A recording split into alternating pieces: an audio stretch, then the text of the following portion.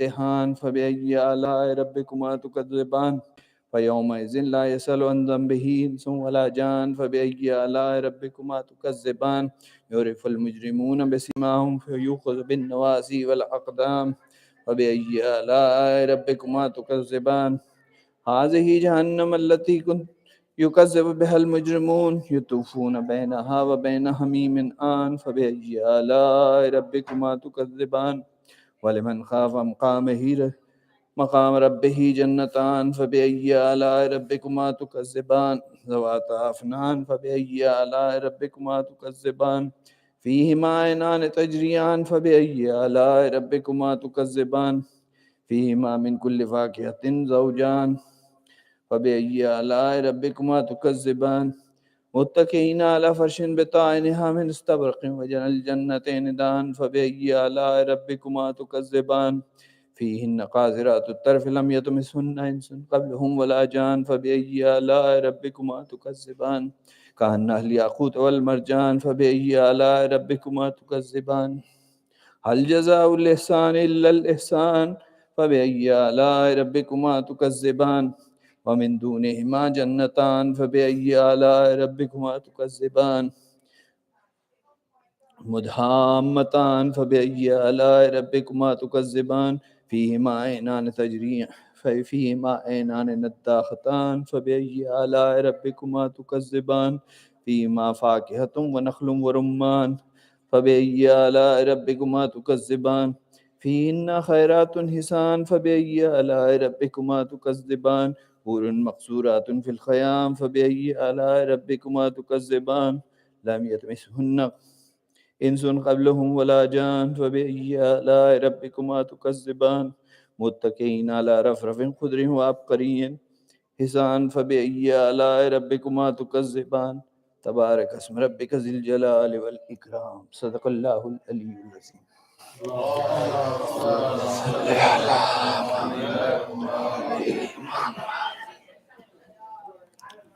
Please recite a Surah Fatiha.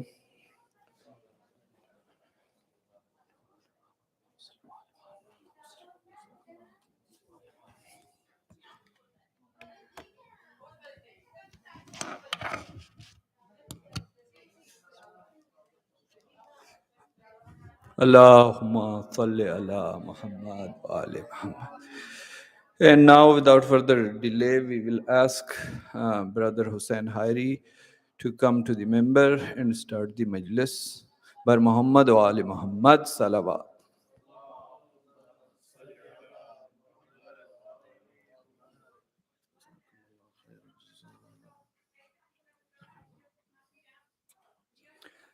بآواز بلند صلوات. اللهم صل على محمد وآل محمد. استغفر الله ربي وأتوب إليه.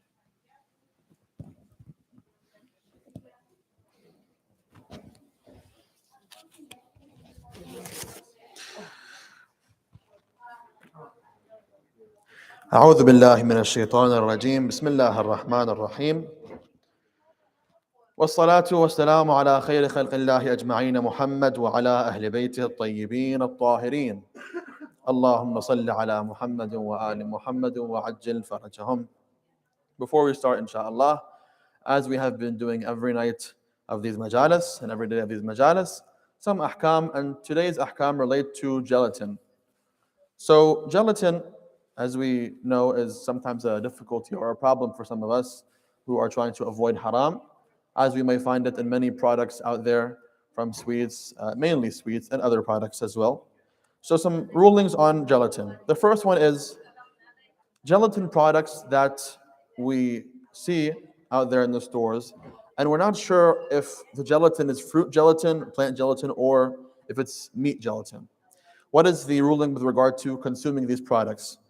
So the ulama have said that so long as you don't know what the source of it is, whether it's fruit or meat, or you're in a doubt of whether it is fruit or meat, and you're certain that it has no other haram product in it, for example, na'udhu billah, anything that is najas or impure, or God forbid, alcohol, then it is halal and you're allowed to eat it. That's the first question.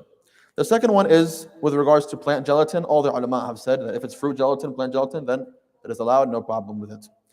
The third one is with regarding to if you're aware and you're certain that it is meat gelatin, that's the first condition. And the second one is that it is coming from or is imported and made in and manufactured in a non-Muslim country.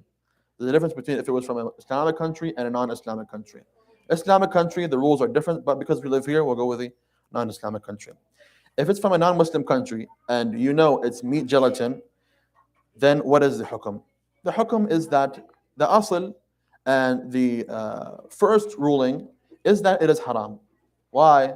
Because you know that they don't go about dealing with their meats in a way of dhabiha and halal and so on, right?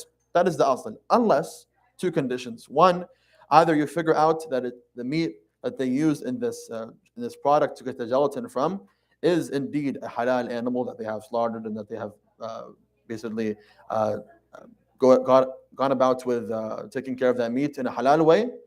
Either you secure that and therefore it is halal, or the second one is if it went through istihala. Now, to put it short, istihala basically means that through the process of making something and manufacturing that thing, if it went through a chemical process such that it is no longer seen at the end as being, for example, from that original thing or being that original thing, and then it's completely different now. So, for example, the process of changing, na'udhu billah, alcohol or wine into vinegar. So it's something completely different now.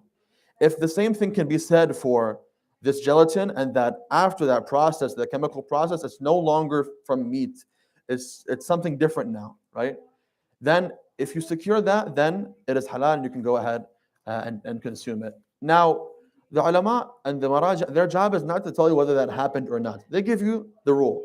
Now you have to go as a muqallid, as a mukallaf, to figure out did this happen or not, and you go to the experts, chemists, and those who are involved in this process of making gelatin and see with them, does it change into something completely different at the end of the process or not? If it does, then this is istihala, and therefore it is halal, even if the original animal was haram that they got it from. That's the third question. The fourth one is sometimes you may find gelatin in medication. What is the ruling with regards to this gelatin? Again, you don't know what it is, whether it's meat or fruit. The ulama say that it's okay, no problem with using it. That's the most of them. There's one opinion, though, that says you can only do so if an expert in that field, an expert doctor, for example, prescribed this for you, then you're allowed to go ahead and use it. Not just go and see, oh, I want this medicine, and then take it. If an expert doctor has told you to use this medication, then you are allowed to do so, even if it's gelatin. And the last one is there are some capsules that are made of gelatin, like the shells that inside of it is medication. What is the ruling with regard to this? Most of the ulama say that so long as it's not from meat, and you know that it is not from meat gelatin, then it is okay. You can go ahead and consume these capsules. Some of them say no, only if you are really in need and if you have to take this medication and there's no other alternative for it, then you're allowed to consume these medications. Sallu ala Muhammad wa ali Muhammad.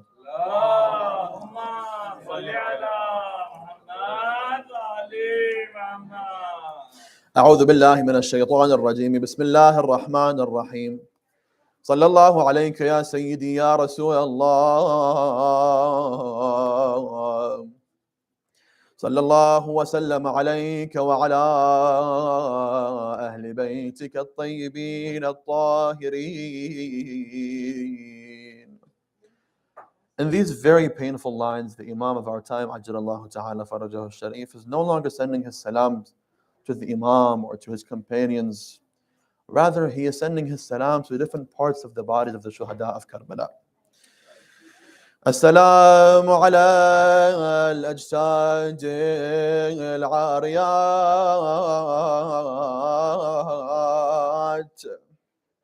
Peace be upon the corpses of the Shuhada that were not covered. السلام على الجسوم الشاحبات. Peace be upon the bodies of the Shuhada that had become pale from the loss of blood. السلام على الدماء السائلات. Peace be upon the bloods of the shuhada.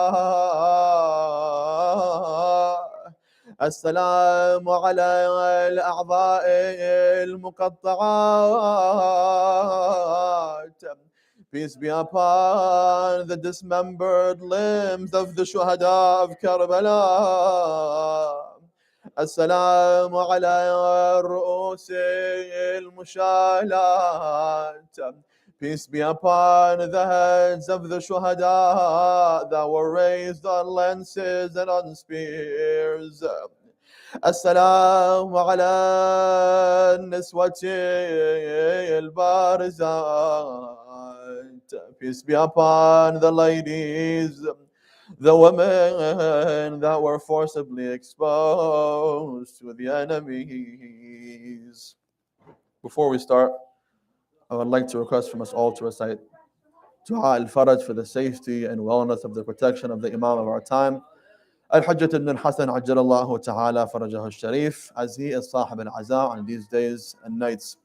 Bismillah ar-Rahman ar-Rahim. اللهم كن لوليك الحجة ابن الحسن صلواتك عليه وعلى آبائه في هذه الساعة وفي كل ساعة وليا وحافظا وقائدا وناصرا ودليلا وعينا حتى تسكنه أرضك طوعا وتمتعه فيها طويلا برحمتك يا أرحم الراحمين. صلوات.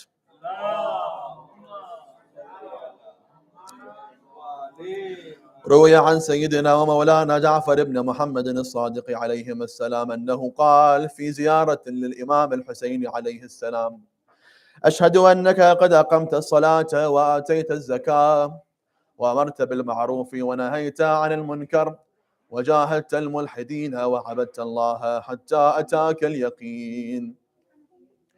We started this bahath and this topic with the Imam of our master, Sayyid al-Shuhada alayhi afdalu salatu wassalam, when he said to his companions that certainly Allah subhanahu wa ta'ala did not create mankind except that they may recognize him, Allah subhanahu wa ta'ala, exalted be he.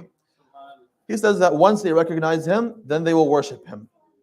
And once they worship him, they will find that worshiping him alone allows them to be sufficient from anyone and everybody else. And we discussed how to go about recognizing Allah subhanahu wa ta'ala, and that once you recognize him and you recognize some of the many blessings and mercies of Allah subhanahu wa ta'ala upon us, then you start to humble yourself towards him, and how the Imam alayhi afdalu salatu wasalam teaches how to be humble in the presence of Allah subhanahu wa ta'ala, always keeping in mind his Lord, what he would like from him, his end result, which is that he will leave this world one day, and preparing and working for the satisfaction of Allah subhanahu wa ta'ala and to gain his happiness on him alayhi afdalu salatu wasalam. The question is now, what is ibadah? So, as we mentioned in the previous nights, some might think ibadah and worship of Allah subhanahu wa ta'ala is these actions, for example, that we carry out with, for example, namaz, fasting, hajj, reciting the Holy Quran, attending these majalis, and other acts of worship that come to mind whenever we mention the word ibadah.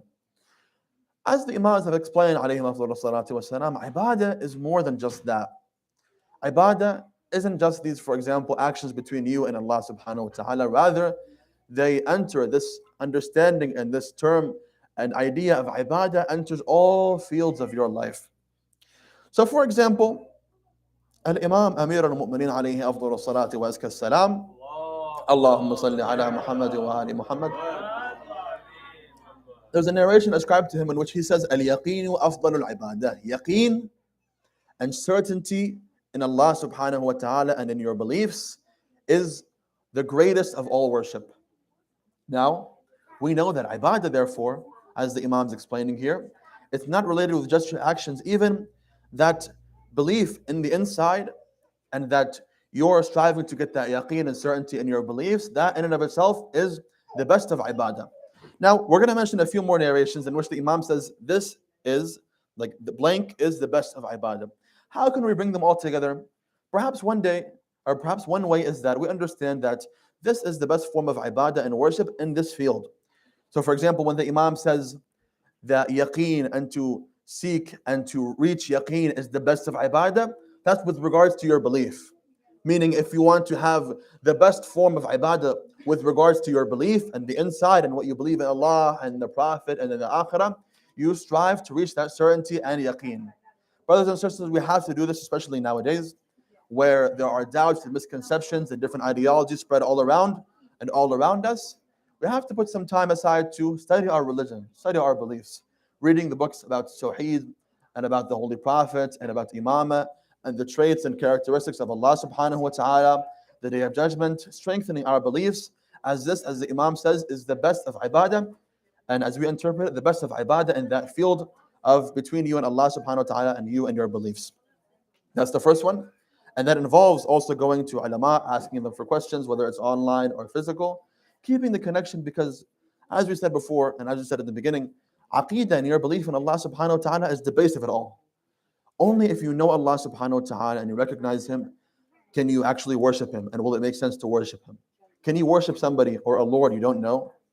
Can you worship Allah subhanahu wa ta'ala not knowing who He is, what He's like, what He wants from you? You can't. Another narration, the Imam alayhi salam says, أفضل العبادة غلبة العادة. This rhymes. The Imam says, the best ibadah is to overcome any negative habits and any negative traditions that you have. You see, many of us, and inshallah none of you, but some of us have the problem of, we have some negative habits that take us away from Allah subhanahu wa ta'ala. It's very difficult to quit these. It's very difficult to quit addictions such as smoking, such as listening to music, and so on and so forth. These things that we have made to be part of our lives, hada, we cannot live without them. The Imam says if you're able to overcome these, or try to overcome these negative habits and negative addictions, that in and of itself is the best of ibadah. So again, we said the first one was best of ibadah with regards to belief. This one perhaps is with regards to your suluk and your manner and behavior. Another one, the Imam says, أفضل العبادة الفكر. The best of ibadah and worship is contemplation and thinking. In one narration, Imam Jaffery ibn Muhammad al-Sadiq salawatullahi wa salamuhu alayhi,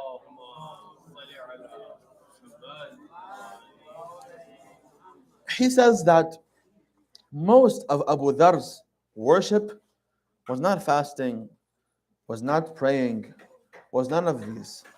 The Imam says most of Abu Dhar's worship was كان أكثر عبادة أبي ذر رحمه الله التفكر والاعتبار, was contemplation.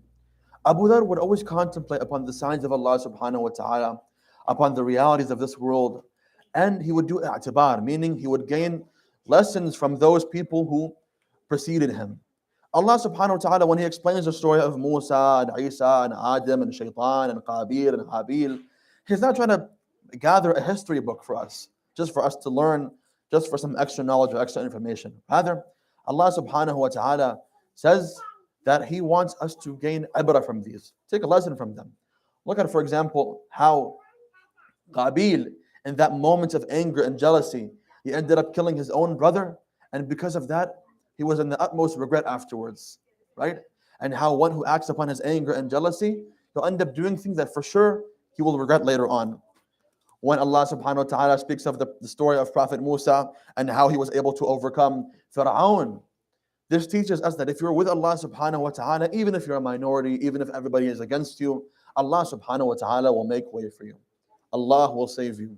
When they reached the sea, they were afraid. Now we're cornered. We're surrounded by Fir'aun and his troops. How are we going to survive? We're done. That's it. Allah subhanahu wa ta'ala at that moment split open the sea for them. Brothers and sisters, when we think about this and when we read these stories, they seem like something impossible to us. That Allah splitting a sea open, that doesn't make any sense. But again, if we go back and say that Allah subhanahu wa ta'ala is the one involved, Allah is the one doing this, Allah is the one who did this to Prophet Musa alayhi salam, it all makes sense because everything is in his hands. Therefore, as we mentioned, if you're with Allah subhanahu wa ta'ala, Allah is with you. Nuh, for example, somebody, he teaches us a lesson that somebody who strives to guide people to Allah subhanahu wa ta'ala, no matter how long it might take, no matter how difficult it may be, that you are patient with that because you know it's for the sake of Allah subhanahu wa ta'ala, and Allah will reward you even if very few respond to you.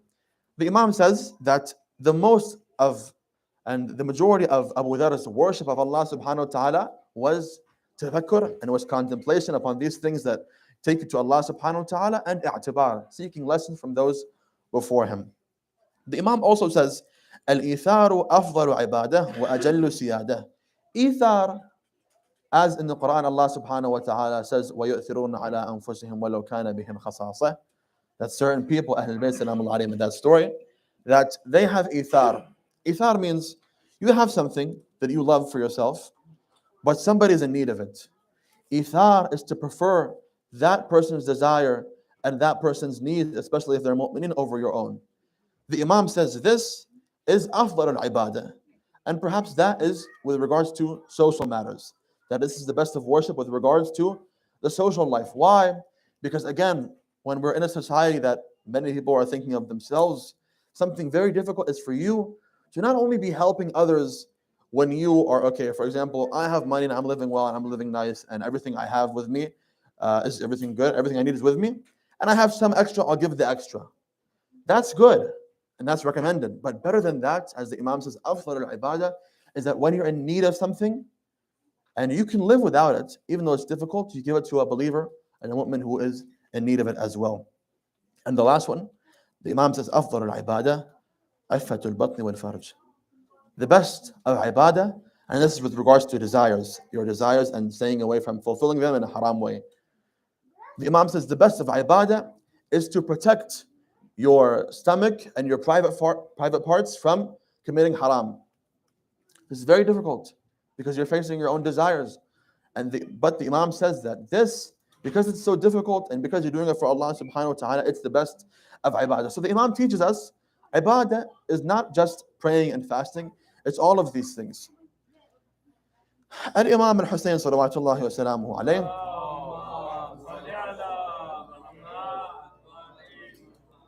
one day writes a letter to Muawiyah scorning him for certain things and deeds and sins that he committed.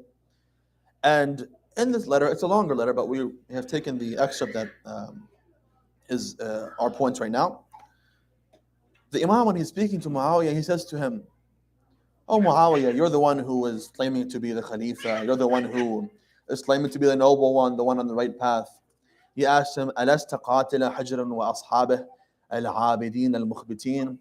Oh Muawiyah, you who are claiming to be so noble and so great and so honorable, aren't you the one who killed and ordered for the murder of Hujr ibn Adi al-Kindi and his companions, the ones who had nothing but ibadah and worship of Allah subhanahu wa ta'ala, the ones who were so close to Allah subhanahu wa ta'ala?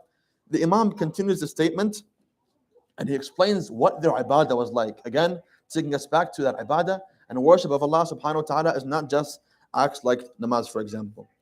He says, Alladhina, when describing Hujr ibn Adi and his companions who were worshippers of Allah subhanahu wa ta'ala, true worshippers of Allah subhanahu wa ta'ala, كَالَّذِينَ كَانُوا يَسْتَفْضِعُونَ الْبِدَعِ. Those, what was their ibadah, ya Aba Abdullah? Their ibadah was that whenever they saw innovations within the ummah and things that are introduced to Muslims that are nowhere near Islam and the teachings of the Holy Prophet and Allah subhanahu wa ta'ala, they used to speak against them. يَسْتَفْضِعُونَ, meaning you would see these innovations as ugly. Because anything that goes against the traditions of Allah subhanahu wa ta'ala and the Holy Prophet and Ahlul Bayt, certainly it is ugly and something that we should avoid. So the Imam said, how were they abidin? How were they worshippers of Allah subhanahu wa ta'ala? What was an example of that? That they would oppose innovations and new things introduced to the Muslims that are not from the Quran or Ahlul Bayt salamullah alayhim. What else would they used to do? وَيَأْمُرُونَ بِالْمَعْرُوفِ وَيَنْهَوْنَ عَنِ الْمُنْكَرِ. And they would encourage and enjoin those good deeds and people that used to do good and ma'roof and obey Allah subhanahu wa ta'ala, and to also discourage those people who were engaging in sins and disobedience of Allah subhanahu wa ta'ala. Sallu ala Muhammad wa ali Muhammad.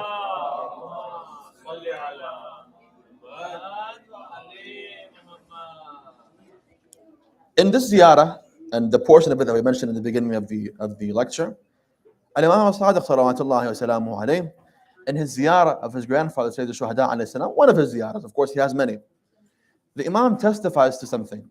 And he says, I testify to this, that you upheld salah, as we always hear that the Imam, on the day of Ashura, during the battle, he didn't leave alone salah.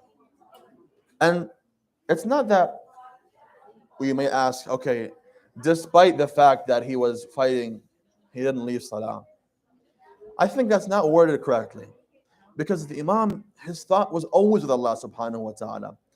It's not that he saw the salah and prayer as a burden, as some may see it. Rather, as the Holy Prophet sallallahu alayhi wa sallam, when it came time for salah and for namaz, he would tell Bilal, the mu'adhin, bring peace and ease to us, O Bilal, and go recite the adhan. Meaning the Holy Prophet sallallahu alayhi wa sallam, as in the narration, وَجُعَلَتْ قُرَّةُ عَيْنِي فِي الصَّلَاةِ, meaning that thing that brings me so much joy and so much comfort and ease is salah. Why? Because you're standing and talking to Allah subhanahu wa ta'ala. Allahu Akbar. Al-Imam Zayn al-Abidin salawatullahi wa salamuhu alayhi, he says in a dua of his, in the beginning of this dua and munajat, whispering prayers between him and Allah subhanahu wa ta'ala, he says, Ya Allah, had it not been for your permission, had it not been for you giving me permission to speak to you and to supplicate you to you and to ask you for my needs, then I would have seen you as above and more glorious and more holy than me, someone like me, mentioning you with my lips and with my tongue. He says that had it not been for you allowing me to pray to you and to worship you and to ask you for my needs, I would have never done such a thing.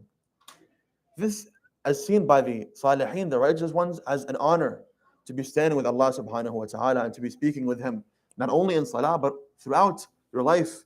Whenever you're in difficulties, whenever you're in need, you can speak to Allah subhanahu wa ta'ala. Allah subhanahu wa ta'ala has opened this door of dua. Al-Imam Sayyid al-Shuhada salawatullahi wa salamuhu alayhi,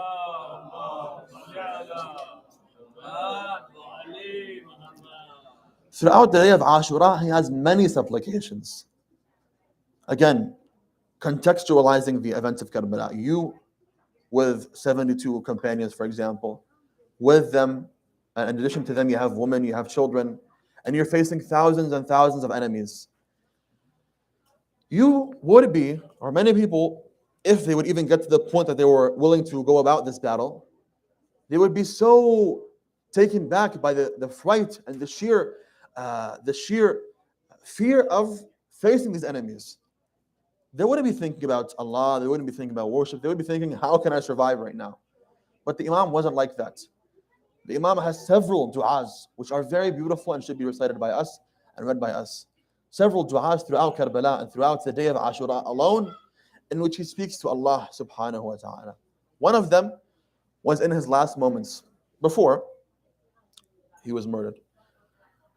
The Imam, when he went out to fight after his companions and his family members had been killed, he went out to fight and then he came back to the tent and then he went out again. This hadith by Imam Zayn al-Abidin alayhi afdal salatu wa salam says that at that time, when the Imam had come from the battle after having fought a bit, he came back to the tents. Al-Imam Zayn al-Abidin alayhi salam says that at that point, blood was gushing from his body. He came to me and he says to him, Ya bunay, oh my son. At that time, he's in the middle of the battle. He's lost all of those brothers of his. He's lost his children. He's lost his companions. It's not easy. As we'll see tonight, inshallah, losing Ali al-Akbar was so difficult for him. The Imam says to him, oh bunay, let me teach you a dua that my mother, Lady Fatima alayhi salam, taught me. And he taught him that dua, that you pray, بحق طه وياسين والقرآن الحكيم. Oh Allah, alaykum assalam wa rahmatullah, by the right of Taha, by the right of the Messenger of Allah sallallahu alayhi wa upon you, by the right of Yasin, another name of Rasulullah sallallahu alayhi wa alayhi, by the right of this Quran. And then he says, Ya Rahim al-Tifl al-Saghir, Ya Raziq al-Tifl al-Saghir, Ya Rahim al-Shaykh al-Kabir. Oh Allah, you're the one who sustains the small child. Everybody is under the sustenance of Allah subhanahu wa ta'ala. The small child, oh Allah, you're the one who has mercy upon the elder one, the Shaykh, the one who has reached an old age. You will protect him, Ya Allah.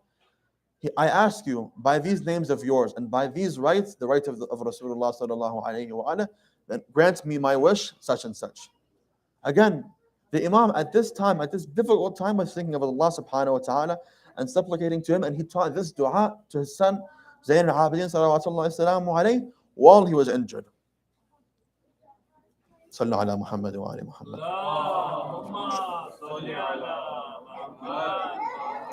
So in that ziyarah by Imam Sadiq sallallahu alayhi, the Imam testifies that I testify that you upheld salah and that you gave zakat and that you enjoined good and you forbade evil and you attacked and you fought and did jihad against those who are enemies of Allah subhanahu wa ta'ala.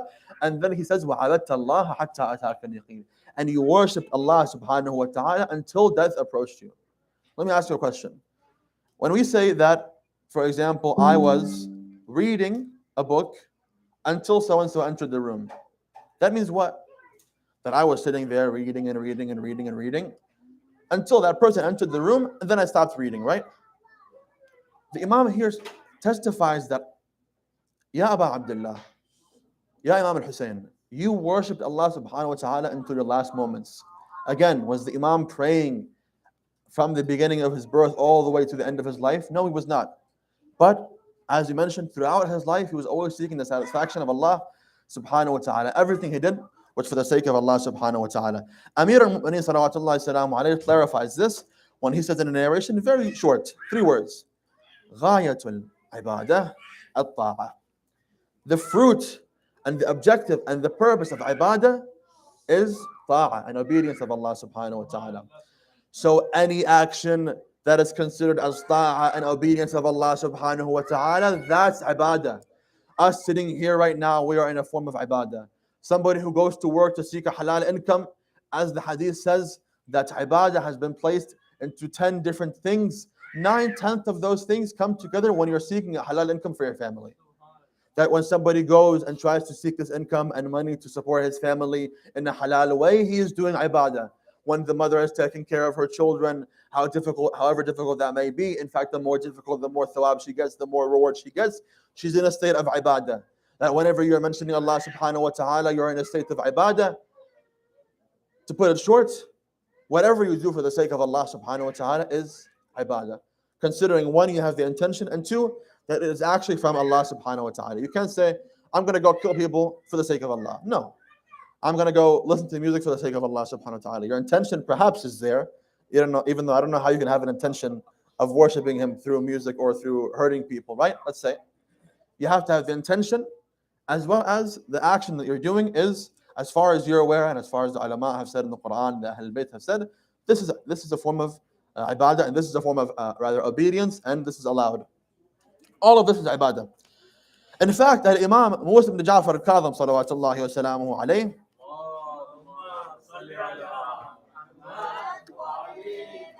the one whom we know as being al-Abd salih, the righteous servant of Allah subhanahu wa ta'ala, the righteous abd of Allah subhanahu wa ta'ala, the worship of Allah subhanahu wa ta'ala. In fact, in some narrations, in the books of narration, the older ones, they would say that so-and-so mentioned from so-and-so from the righteous servant. This is in reference to Imam Musa ibn Ja'far al-Kadhim salawatullahi salamu alayhi, because at the time it was very difficult for them to mention the Imam's name, and they were afraid that they will be caught for having a relationship with the Imam al-Kadhim salawatullahi salamu alayhi, who was under arrest and who was always under surveillance by the government. He was known as Al-Abd Salih. He himself is saying this. The Imam who his life was all ibadah and all worshipping of Allah subhanahu wa ta'ala. The Imam who thanked Allah subhanahu wa ta'ala for putting him in a situation that he can spend his time day and night worshipping Allah subhanahu wa ta'ala. He says this. اجتهدوا في أن يكون زمانكم أن يكون زمانكم 4 ساعات. Strive that you may make your time and you split your time into 4. What are these 4? ساعة لمناجاة الله. The Imam here is saying sa'a, which nowadays when we say sa'a or when Arab people say sa'a, they mean an hour. But it's not meant here an hour. It means a portion of time. A portion of time. The Imam says one portion of your time is for munajatillah, speaking with Allah subhanahu wa ta'ala. Of course, that's with the obligatory prayers as well as with du'as. And especially at times, it's best at time during the night or early in the morning at Fajr when everything is still quiet. You can kind of have the concentration between you and Allah subhanahu wa ta'ala. One part the Imam says is for munajat of Allah. The second was wasa'atan li'amr al-ma'ash. And one portion of your time to seek your naam? Yes, exactly. Seek your earnings and seek your, whether it's going to work, whether it's studying to be able to have a certain profession, right? The Imam says this is the second portion. Again, if you have that intention that I'm doing this for the sake of Allah subhanahu wa ta'ala, and that I'm trying to earn a halal income, and that I'm trying to serve society and serve people and serve the mu'mineen especially, this is an ibadah. The third one is وَسَاعَةٍ لِمُعَاشَرَةِ الْإِخْوَانِ. A portion of your time to live with and to spend time with your brothers, the believing brothers and sisters. Very important. The Imam's advising us, split your time into four. First one is whispering prayers and making supplication to Allah subhanahu wa ta'ala. Second one is seeking your earnings, whether it's with studying or whether it's with your job. The third one is to spend time with your brothers and believing brothers and sisters. The fourth one is, actually the Imam continues and explains who are those brothers. والثقات الذين يعرفونكم عيوبكم ويجلسون لكم ويخلصون لكم في الباطن. Those brothers, don't choose anybody to spend time with. Rather, the Imam says, those who are honest with you, those who want the better for you, those who want for you to improve as well as they themselves to improve, right? Don't spend time with people who are just there to have fun, right? Rather, brothers, believing brothers and sisters that help you, that are trying to bring you closer to Allah subhanahu wa ta'ala. And if ever they see something, for example, taqsir or some shortcomings with you with your religion, they advise you, but in a beautiful and nice and kind way, privately, such that it shows that they want the best for you. That's the third part of your time. And the last one, the Imam is literally telling us here to have fun. وَسَاعَةً تَخْلَوْنَ فِيهَا لِلَذَّاتِكُمْ فِي غَيْرِ مُحَرَّمٍ. Put some part of your time to go enjoy your desires in something that's not haram, right? And we don't have to mention. And in one narration, the Imam says, with this last portion, you're able to be have the energy to do the first three. Why? Because if there's no fun in life, of course, being halal, then you won't see any beauty to it, right? You're going to be going to work back and forth, just being tired, spending time. When you speak to Allah subhanahu wa ta'ala, you're more appreciative of His blessings because you're actually enjoying them. You know the greatness of these blessings, right? And with the brothers and sisters, you relax with them, you have a nice time with them, with halal, of course. The Imam, who spent his whole life in ibadah, told us to split our time into these four ways. Sallu ala Muhammad wa ali Muhammad. So, Al-Imam al-Hussain salawatullahi salamu alayhi spent his whole life in ibadah. Every single action that he went about with, his whole rising and his revolution in and of itself was all ibadah of Allah subhanahu wa ta'ala. In his letter to his brother Muhammad ibn Hanafiya, who we all know, and perhaps we've all heard this letter as well, it's very famous rather. The Imam tells him that I've only gone out and revolted and risen for the sake of islah and reformation within the ummah and the nation of my grandfather Rasulullah sallallahu alayhi wa ala, and to seek and to continue on the seerah and the lifestyle of my grandfather and my father Amir al-Mu'mineen salawatullahi wa salamuhu alayhi. The Imam, everything he did was for the sake of Allah subhanahu wa ta'ala. He himself gives us one piece of advice, which is very nice, which helps us obey Allah subhanahu wa ta'ala. Again, it's something for us to keep in mind that will help us obey Allah subhanahu wa ta'ala, whatever situation we're in. One day, a man comes to the Imam alayhi salatu wasalam and says to him, Ya ibn Rasulullah, أنا رجل عاص ولا أصبر على المعصية فعظني بموعظة. I am somebody who lives a life of sin, and I can't hold myself when it comes to disobeying Allah subhanahu wa ta'ala. So give me some advice. Somebody comes to the Imam seeking advice from him on how to obey Allah subhanahu wa ta'ala and avoid sins. The Imam says, sure, I'll give you 5 things. If you do any of these, or if you do even more than one of them, guarantee that and sin all you like. The Imam is giving us permission to sin, right? Let's see what he says. The Imam says, افعل خمسة أشياء وأذنب ما شئت. Do 5 things, or even one of these things perhaps, and sin however much you like. Of course, the man got happy, right? He says, yes, the Imam giving me permission to go do haram. I no longer have to feel bad about this. The Imam says the first thing, فَأَوَّلُ ذَلِكَ لَا تَأْكُلْ رِزْقَ اللَّهِ وَأَذْنِبْ مَا شِئْتَ. Don't eat from the sustenance and rizq of Allah subhanahu wa ta'ala and do whatever you like. It's a rhetorical order, right? He's telling him, okay, go, don't take from Allah's rizq. Leave that for people who obey him. Go and get your rizq from so-and-so and so-and-so, right? Get your food, get your money, get your earnings from somebody else other than Allah subhanahu wa ta'ala and go sin however much you like. You can't do that? Let's go to the second one. وَالثَّانِي أُخْرُجْ مِنْ وَلَايَةِ اللَّهِ وَأَذْنِبْ مَا شِئْتَ. Okay, you can't do that. Go out of the domain of Allah subhanahu wa ta'ala where He can't see you and sin however much you like. In one story, a teacher, some have said that this is Prophet Yaqub alayhi salam, he gives an assignment to his students that he gives every single one of them a chicken and says, go and take this chicken and slaughter it where nobody can see you and then bring it back to me. So everybody goes, all the students go and they slaughter the chicken, come back to the classroom, except for one of them. So people are thinking this kid is a coward. He's literally a chicken. He can't slaughter a chicken, right? He's afraid to do something that's simple. So the teacher asks, he knows this kid is smart. He asks him, why you didn't slaughter the chicken? Everybody else brought their chicken. Are you too weak? Were you too afraid, right? The student says, well, teacher, wherever I went, there was always somebody watching me. And that was Allah subhanahu wa ta'ala. I realized if I go somewhere, my brothers won't see me, my parents won't see me. But I can't go somewhere that Allah subhanahu wa ta'ala doesn't see me. The Imam says, اخرج من ولاية الله عز وجل وأذنب ما شئت. Go somewhere Allah can't see you and go sin however much you like. والثالث اطلب موضعا لا يراك الله وأذنب ما شئت. The previous one was to go somewhere that Allah subhanahu wa ta'ala does not have power. This third one was go somewhere where Allah subhanahu wa ta'ala can't see you. So the second one is out of the jurisdiction of Allah subhanahu wa ta'ala. So for example, you don't want to get caught by the police of Maryland, you go to Virginia, right? For example. Or you don't want to get caught by somebody who's out of their jurisdiction, you go somewhere else, right? They no longer have power over there. Is there anywhere Allah doesn't have power? No. The third one is to go somewhere where Allah subhanahu wa ta'ala can't see you. The fourth one, if you can't do any of these three, إِذَا جَاءَ مَلَكُ الْمَوْتِ لِيَقْبِضَ رُوحَكَ فَادْفَعْهُ عَنْ نَفْسِكَ وَأَذْنِبْ مَا شِئْتَ. If you can't do any of these, when it comes time for death, when the angel of death comes to grab your soul and to take it, then say, no, I don't want to die. Keep your soul for yourself.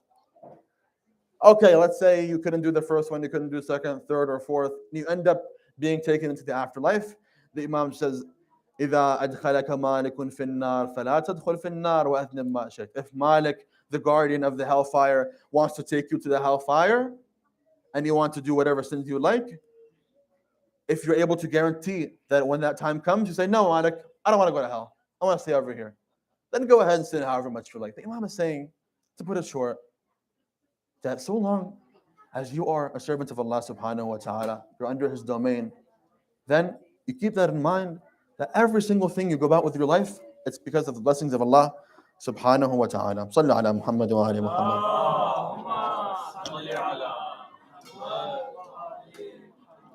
Of course, the Imam, every single step of his life was for the sake of Allah subhanahu wa ta'ala. And as he has mentioned in his sermon, with the people of Mina. So it's been narrated that the Imam one day gives the sermon to the ulama and the companions of Rasulullah sallallahu alayhi wa sallam. This is 2 years after he was martyred. So not the year 61 and not the Mina of that year because he didn't stay for Arafat, he left. The year before. This has been narrated in Tuhaf al-Uqul, which has been translated into English. It's very beautiful, about 4 pages. The Imam basically, what he does is revive the fada'il of Amir al-Mu'mineen sallallahu alayhi and reminds the companions that he was the one who had the right to rule and that Muawiyah and soon enough Yazid have no right in the rule whatsoever. In that sermon, the Imam says something in which he speaks to Allah subhanahu wa ta'ala, and narrators have quoted this for us. He says, Allahumma innaka ta'lam annahu lam yakun ma kana minna tanafusan fi sultan wala iltamasan min fudul al-hutam. Oh Allah, you're my witness that everything we did with regards to us seeking the khilafah and the rule of the people, it wasn't because we want this dunya. It wasn't because we want the nice desires and shahawat and the beauties and gems of this dunya for the sake of the dunya. It's not that. Most people that govern or that are in any sort of social or political power, it's for their own benefits, right? Sure, they might help people there, here and there, but at the end of the day, if they're not having things well, they're not going to allow it. They benefit themselves first and foremost. The Imam says this is not, everything we did was not for us to compete for sultan and worldly dunya or worldly rule. ولا التماسا من فضول الحطام. Nor was it to get in a position where we have things under us. Why? Amir al-Mu'minin sallallahu alayhi wa alayhi, the Prophet sallallahu alayhi wa before him, they were in situations and they were in positions of rule and they had everything under their hands, but they showed us that they didn't want that by upholding the ahkam of Allah subhanahu wa ta'ala and by treating everybody fairly and by, as we said, living as the lowest of the people of the governments lived, the lowest of the people of that country and the Islamic empire lived at the time with regards to physical needs. So why, Ya Aba Abdullah, why did you do this? ولكن لنري المعالم من دينك ونظهر الإصلاح في بلادك. Rather, we did this such that we may uphold and bring upright the ma'alim and the traits and the characteristics of your religion, Ya Allah. We want to spread your religion. And because rule and government is a way of doing that, that's why we sought it. And that's why we would accept it in certain conditions, right? وَنُظْهِرَ الْإِصْلَاحَ فِي بِلَادِكَ. And such that we may spread reform within your nations, within this Islamic empire, after all of the fasad and all of the corruption that has been spread by those before them. وَيَأْمَنَ الْمَظْلُومُونَ مِنْ عِبَادِكَ وَيُعْمَلْ بِفَرَائِضِكَ وَسُنَنِكَ وَأَحْكَامِكَ. And such that the mazlumin, the oppressed ones, may finally feel security and safety, and that your ahkam and your rules and your sunan, your recommended acts and your obligatory acts are all upheld and acted upon. Sallu ala Muhammad wa ali Muhammad.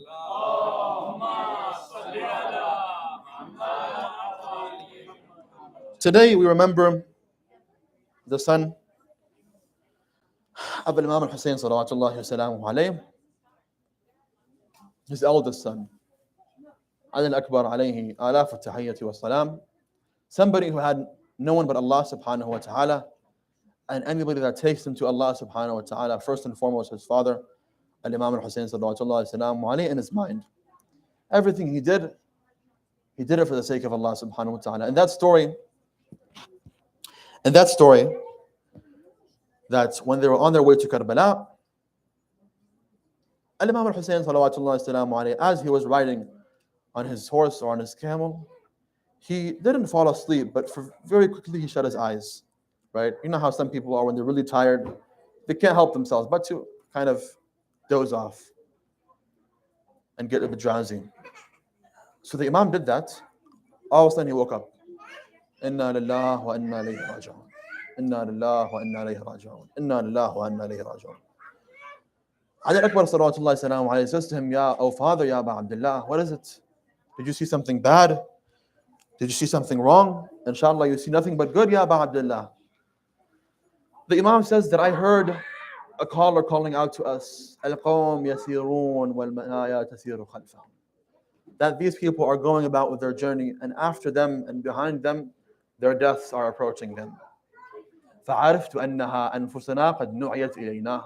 I knew at that point that this was a way of this voice telling us that you are soon going to leave this world. Ali Akbar salawatullahi salamu alayhi is a role model in teaching us that if you are doing anything for the sake of Allah subhanahu wa ta'ala when you face difficulties, it's okay.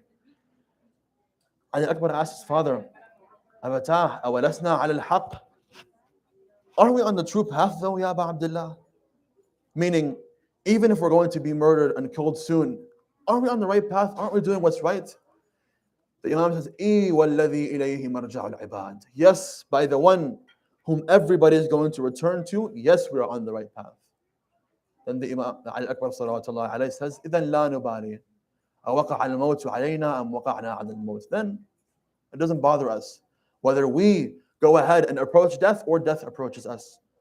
Oh, as one narration says, لا نبالي أن نموت محقين. We have no problem with leaving this world as long as we are on the true path of Allah subhanahu wa ta'ala. Ali al-Akbar was so dear to Imam al-Hussein sallallahu alayhi.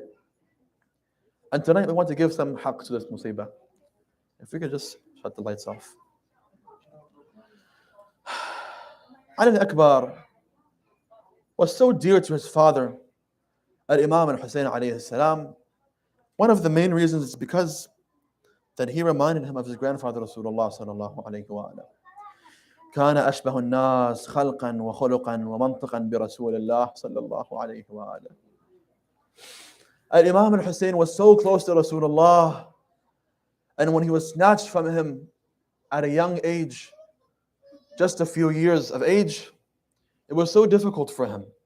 But Allah subhanahu wa ta'ala blessed him and compensated him with Ali al-Akbar, his son. That even though, Ya Aba Abdullah, you were taken from your grandfather Rasulullah at such a young and tender age, I'm going to bless you and give you a son like Ali al-Akbar, who always reminds you of Rasulullah sallallahu alayhi wa ala. وَكُنَّا إِذَا اشْتَقْنَا إِلَى وَجْهِ رَسُولِ اللَّهِ نَظَرْنَا إِلَيْهِ. That if ever we felt yearning and yearned towards the Messenger of Allah subhanahu wa ta'ala, we would look at Ali al-Akbar alayhi salam.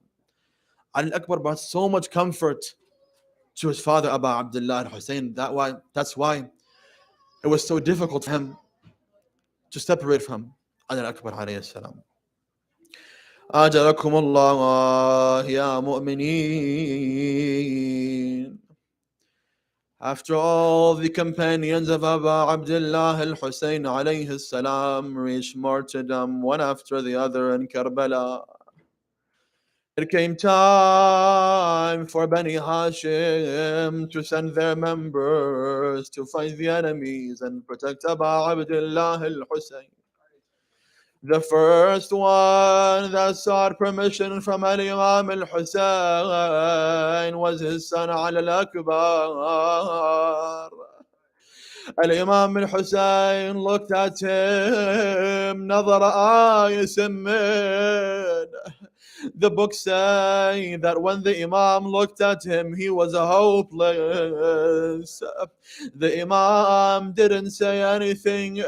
He simply looked up into the sky and said, Allahumma ashhad ala ha'ula'i al-qawm.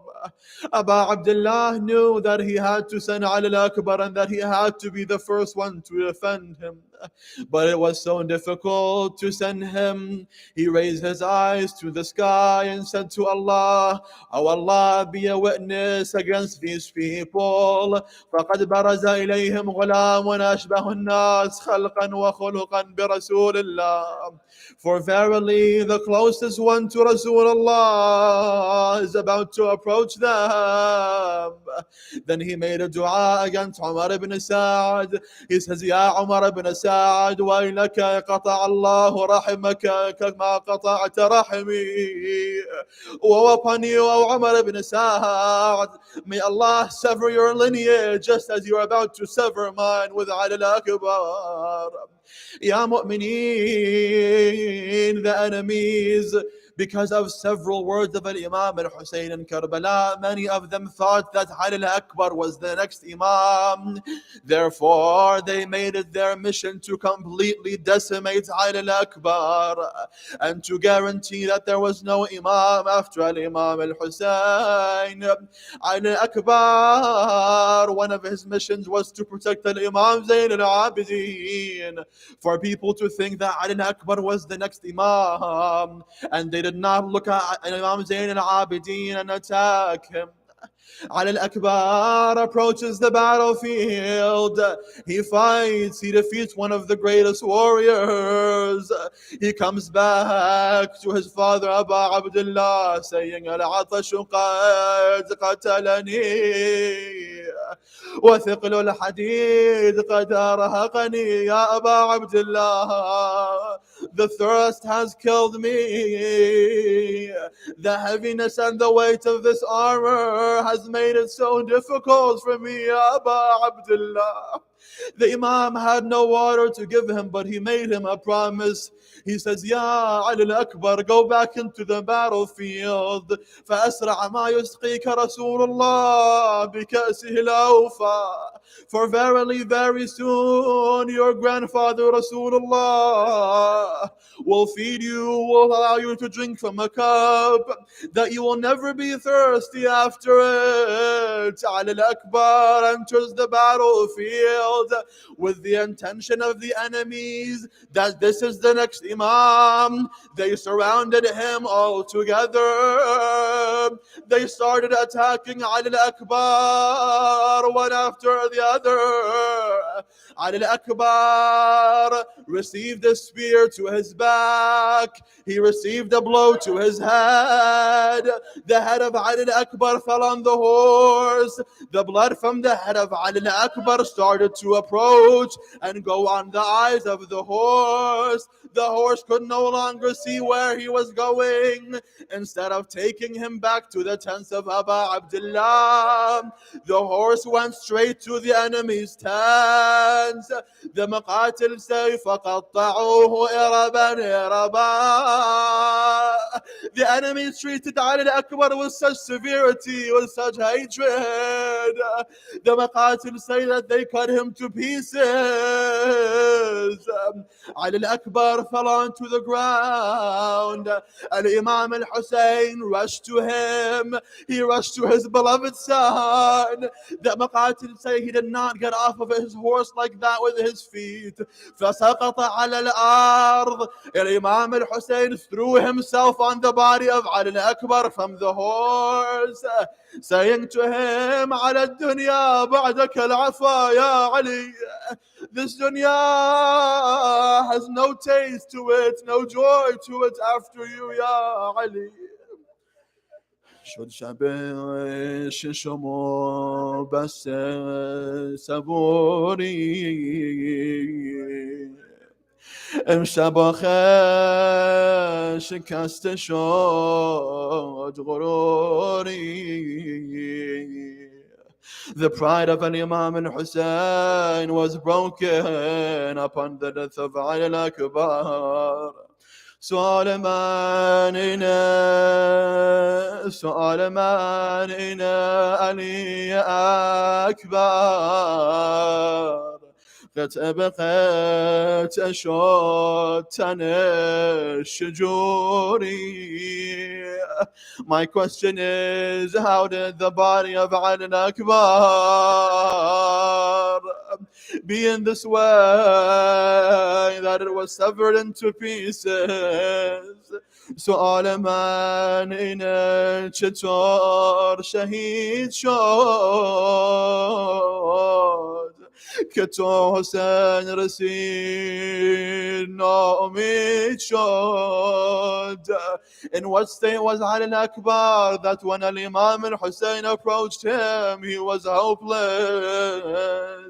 مگه چی دید اونجا که توی لحظه محاسن حسین همه سفید شد. What did Imam al-Hussein see such that his beard turned to white؟ میمیرم از همین حالت اربابمونو ببین تا جسم اکبرش با زانوهاش هی میخوره زمین. May I be sacrificed for Abu Abdullah, who saw his son Ali al-Akbar struggling on the sands of Karbala.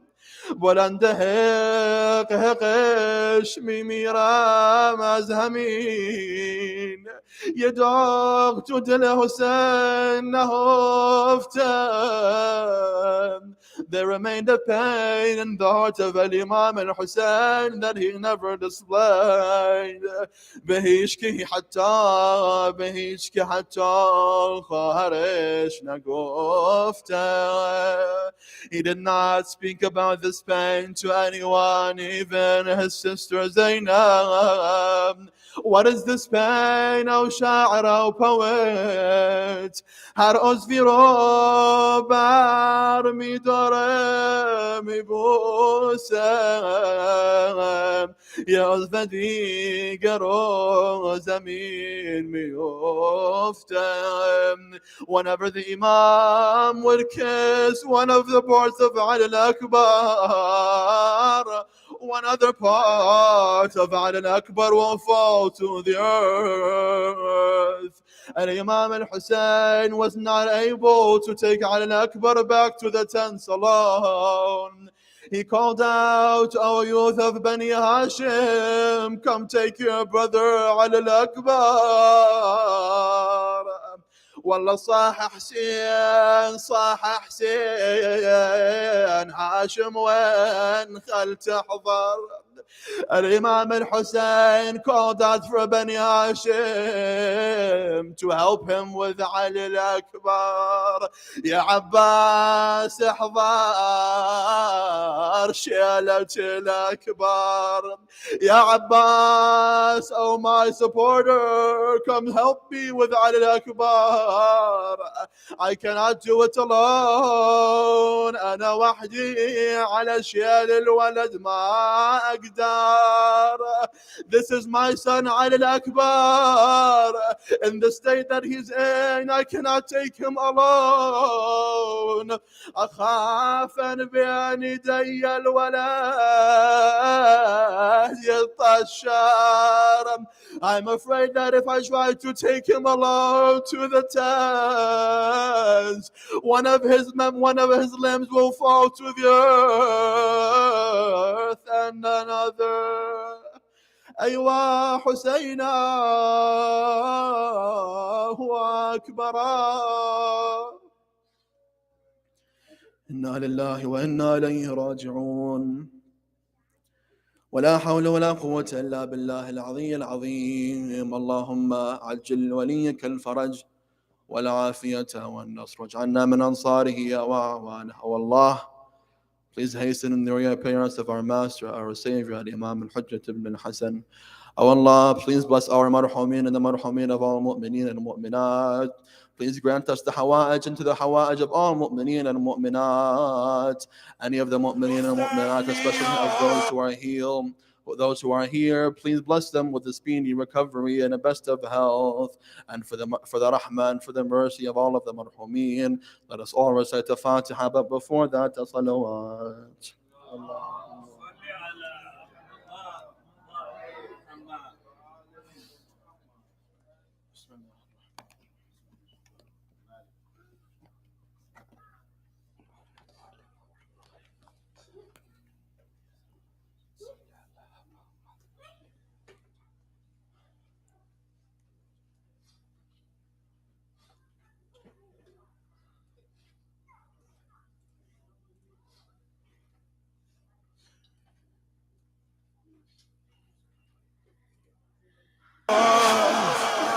با اکبر میاد سوار است، با اصغر میای فکرشم نمی کردم، با سر میای ابر چشا خون بارونه خرابمون مثل زندونه. بابا جون بیا ما را ببر خونه. کجا بودی محبوبم بدون تو شوبم؟ حال منو میپرسی تو خوب باشی من خوبم. چی شده بابا جون؟ چی شده بابا جون؟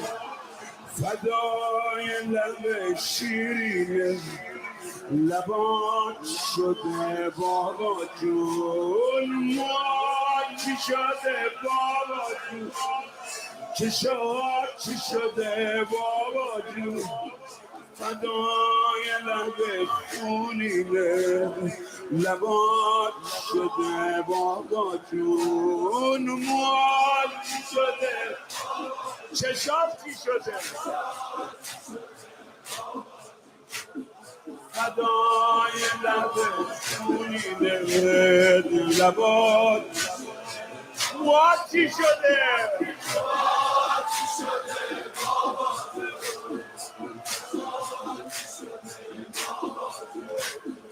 فدای لب خونینه لبات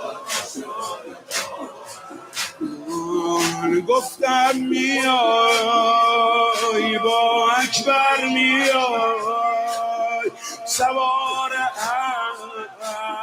اسب با اسکر میای فکرشم نمی کردم با سر میای عبر چشات خونه بالونه خرابم بود مثل زندونه بابا جون بیا ما رو ببر خونه کجا بودی محبوبم بدون تو آشوبم حال منو میپرسی تو خوب باشی من خوب آخ موات چی شده بابا چشات چی شده بابا فدای لب خونینه آخ لبات شده بابا